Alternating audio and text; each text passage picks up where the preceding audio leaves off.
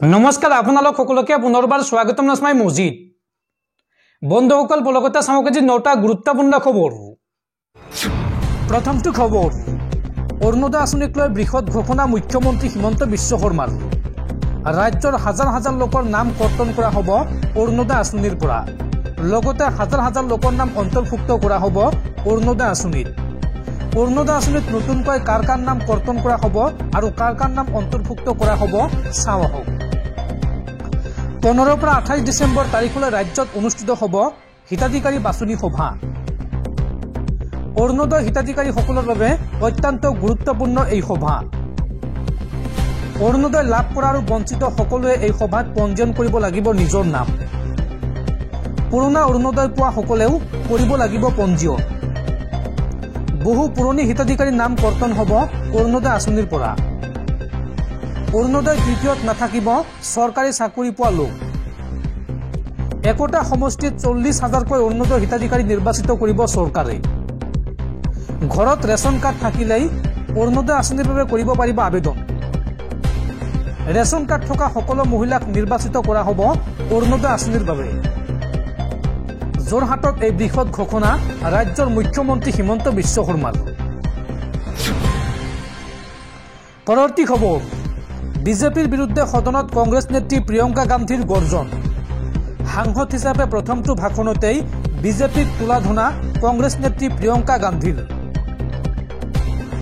বিজেপিৰ বিৰুদ্ধে সদনত প্ৰিয়ংকা গান্ধীৰ গৰ্জন সাংসদ হিচাপে প্ৰথমটো ভাষণতেই বিজেপিক তুলাধনা কংগ্ৰেছ নেত্ৰী প্ৰিয়ংকা গান্ধীৰ বিজেপিক ৱাচিং মেচিন আখ্যা প্ৰিয়ংকা গান্ধীৰ বিজেপিত যোগদান কৰিলে সকলো দাগ নোহোৱা হৈ যায় আৰু দেশৰ জনতাই বুজি পায় বিজেপিৰ ৱাচিং মেচিনৰ কাহিনী নিজৰ ভাষণ প্ৰসংগত অৰ্থাৎ সাংসদ হিচাপে নিজৰ প্ৰথমটো ভাষণতেই বিজেপিক এইদৰে খুৰদাৰ সমালোচনা কৰে প্ৰিয়ংকা গান্ধীয়ে পৰৱৰ্তী খবৰ ধেমাজি জিলা ও সত্ৰ ন্যায়াধীশ আদালতৰ ঐতিহাসিক ৰায়দান 12 বছৰ পুৰণি এক হত্যাকাণ্ডৰ গোচৰত 6 অভিযুক্তক যাৱজ্জীৱন কাৰাদণ্ডৰ ৰায়দান আদালতৰ 2012ৰ ধেমাজিৰ বিষ্ণুপুৰত সংঘটিত হত্যাকাণ্ডৰ ৰায়দান 6 অভিযুক্তক যাৱজ্জীৱন কাৰাদণ্ডৰ লগতে 20,000 টকাৰ জৰিমনা আদালতৰ ধেমাজি জিলা ও সত্ৰ ন্যায়াধীশ আদালতৰ এই গুৰুত্বপূৰ্ণ ৰায়দান অভিযুক্তসকল হৈছে ক্ৰমে দেৱ বৰ্মন নৰেন বৰ্মন অজিত বৰ্মন ৰাজীৱ বৰ্মন তপেশ দাস আৰু ধনঞ্জয় কৰক যাৱজ্জীৱন কাৰাদণ্ডৰ ৰায়দান আদালতৰ উল্লেখযোগ্য যে নন্দী সিং নামৰ এগৰাকী লোকক নৃশংসভাৱে হত্যা কৰিছিল এই 6 অভিযুক্তই আৰু সুদীৰ্ঘ 12 বছৰৰ অন্তত ন্যায় লাভ কৰিলে নন্দী সিঙৰ পৰিয়ালবৰ্গই দৰ্শকসকল আৰু বহুতো গুৰুত্বপূৰ্ণ খবৰ আছে তাৰ আগতে আপোনাক জনাও যে যদি আপুনি এতিয়ালৈকে এইটো ভিডিঅ'ত লাইক কৰা নাই তেন্তে এতিয়াই ভিডিঅ'টোত লাইক কৰি দিয়ক আৰু এনেকুৱা ধৰণৰ ভিডিঅ'সমূহ নিতৌ চাবলৈ চেনেলটো ছাবস্ক্ৰাইব কৰি কাষত থকা বেল আইকনটো প্ৰেছ কৰি ৰাখক পৰৱৰ্তী খবৰ হিমন্ত চৰকাৰক পুনৰ খুৰদাৰ সমালোচনা এপিচিচিৰ সভাপতি ভূপেন বৰাই এই সন্দৰ্ভত কয় যে হিমন্ত চৰকাৰত এজনেই মন্ত্ৰী এজনেই মানুহ এজনেই মুখ্যমন্ত্ৰী সকলোবোৰ এজনেই কৰে এই মন্তব্য ভূপেন বৰাৰ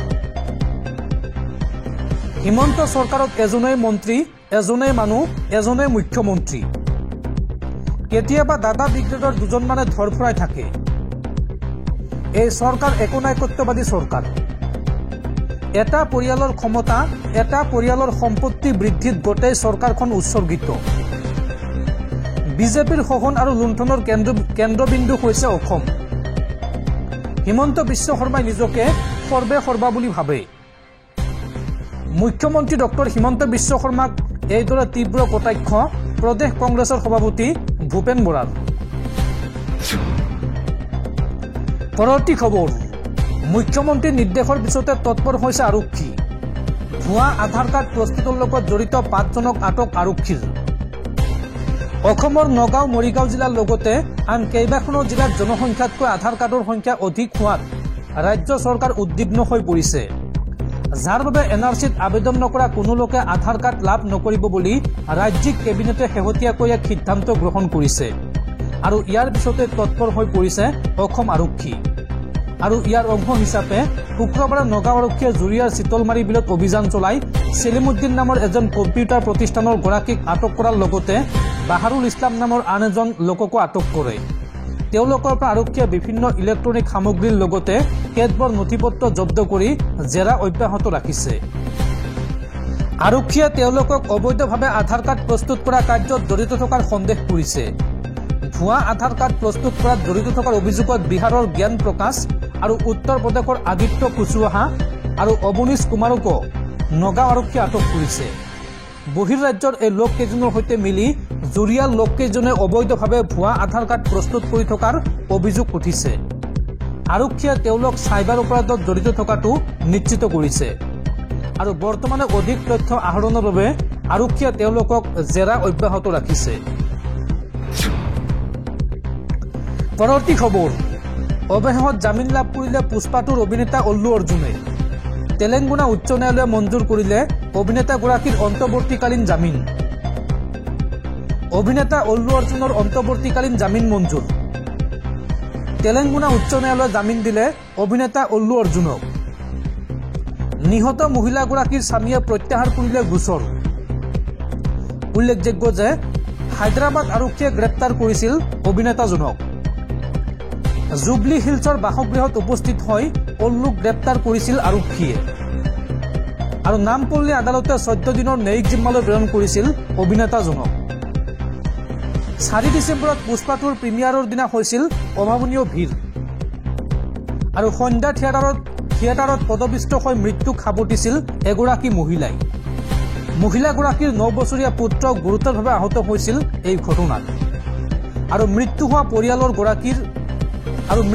মহিলাগৰাকীৰ পৰিয়ালে দাখিল কৰিছিল এজাহাৰ অভিনেতাগৰাকীৰ বিৰুদ্ধে আৰু এই ঘটনাক লৈ অল্লু অৰ্জুনৰ বিৰুদ্ধে হায়দৰাবাদত ৰুজু হৈছিল গোচৰ। ভাৰতীয় ন্যায় সংহিতাৰ 105, 118, 1 ধাৰাত ৰুজু হৈছিল গোচৰ আৰু অল্লু অৰ্জুনক গ্ৰেপ্তাৰৰ পিছতে মৃত মহিলাগৰাকীৰ স্বামীৰ বিশেষ ঘোষণা যে মহিলাগৰাকীৰ মৃত্যুত অল্লু অৰ্জুনৰ কোনো দুখ নাই। সেয়েহে মহিলাগৰাকীৰ স্বামীয়ে এই মুহূৰ্তত গোচৰ উঠাই লৈছে। ইফালে অল্লু অৰ্জুনৰ অধিবক্তাই আবেদন কৰিছিল উচ্চ আদালতত জামিনৰ বাবে আৰু এই আবেদনৰ ভিত্তিত অভিনেতা অল্লু অৰ্জুনৰ অন্তৱৰ্তীকালীন জামিন মঞ্জুৰ কৰিছে আদালতে। পৰৱৰ্তী খবৰ, ৰাজ্যৰ লাখ লাখ মহিলালৈ ভাল খবৰ। ৰাজ্যৰ লাখ লাখ মহিলাৰ মাইক্ৰ ফাইনেন্সৰ ঋণ মাফ কৰিলে চৰকাৰে। 25,000 পৰা 50,000 টকা পৰ্যন্ত ঋণ লোৱা মহিলাৰ ঋণ উভতাই দিলে চৰকাৰে আৰু এতিয়া ব্লক অনুসৰি মহিলাসকলক প্ৰদান কৰা হ'ব চাৰ্টিফিকেট। এই চাৰ্টিফিকেট লাভ কৰাৰ পিছতেই পুনৰ ঋণৰ বাবে কৰিব পাৰিব আবেদন। মাইক্ৰ ফাইনেন্সৰ ঋণী মহিলাৰ বাবে মুখ্যমন্ত্ৰী হিমন্ত বিশ্ব শৰ্মাৰ এই বৃহৎ ঘোষণা। 50,000 টকা পৰ্যন্ত ঋণ লোৱা মহিলাৰ ঋণ মাফ কৰিলে চৰকাৰে। 25,000 পৰা 50,000 টকালৈকে ঋণ লোৱা মহিলাৰ ঋণ উভতাই দিলে চৰকাৰে আৰু এতিয়া ব্লক অনুসৰি মহিলাসকলক প্ৰদান কৰা হ'ব চাৰ্টিফিকেট। ৰাজ্যৰ 78,046 গৰাকী মহিলাৰ ঋণ মাফ। ঋণ মাফৰ বাবে 223 কোটি টকা ব্যয় কৰিব চৰকাৰে। অসমৰ ভিতৰত সৰ্বাধিক যোৰহাটৰ মহিলাই উভতাই দিব পৰা নাছিল ঋণ। যোৰহাটৰ 12,647 গৰাকী মহিলাই ঘূৰাই দিব পৰা নাছিল ঋণ আৰু এতিয়া চাৰ্টিফিকেট পোৱাৰ পিছত পুনৰ ঋণৰ বাবে কৰিব পাৰিব আবেদন। যোৰহাটত মুখ্যমন্ত্ৰী হিমন্ত বিশ্ব শৰ্মাৰ মহিলাসকলক লৈ এই বৃহৎ ঘোষণা। পৰৱৰ্তী খবৰ, দেশবাসীলৈ ভাল খবৰ। ঋণৰ পৰিৱৰ্তে দেশৰ বেংকসমূহত বৃদ্ধি পাইছে জমা ধনৰ পৰিমাণ। শেহতীয়াকৈ প্ৰকাশ পাইছে এই তথ্য। শেহতীয়াকৈ ভাৰতীয় বেংকসমূহত জমা ধনৰ পৰিমাণ বৃদ্ধি পাইছে। দেশত ঋণ লোৱা মানুহৰ সংখ্যা বৃদ্ধি হোৱাৰ অনুপাতে জমা ধনৰ পৰিমাণ বৃদ্ধি হোৱা এই প্ৰক্ৰিয়া অৰ্থনৈতিক ক্ষেত্ৰখনৰ বাবে শুভ লক্ষণ বুলি মন্তব্য কৰিছে বিশ্লেষকসকলে। উল্লেখ কৰা প্ৰয়োজন যে শেহতীয়াকৈ কলকাতা ৰিজাৰ্ভ বেংকে সদৰি কৰিছে এই তথ্য। RBIৰ তথ্য অনুসৰি 2023 চনৰ নৱেম্বৰৰ পৰা 2024 চনৰ ভিতৰত ভাৰতীয় বেংকসমূহৰ ৰাজহুৱা জমা ধন 10.7% পৰ্যন্ত বৃদ্ধি পাইছে, যিটো ঋণ বৃদ্ধিৰ সৈতে মিল আছে।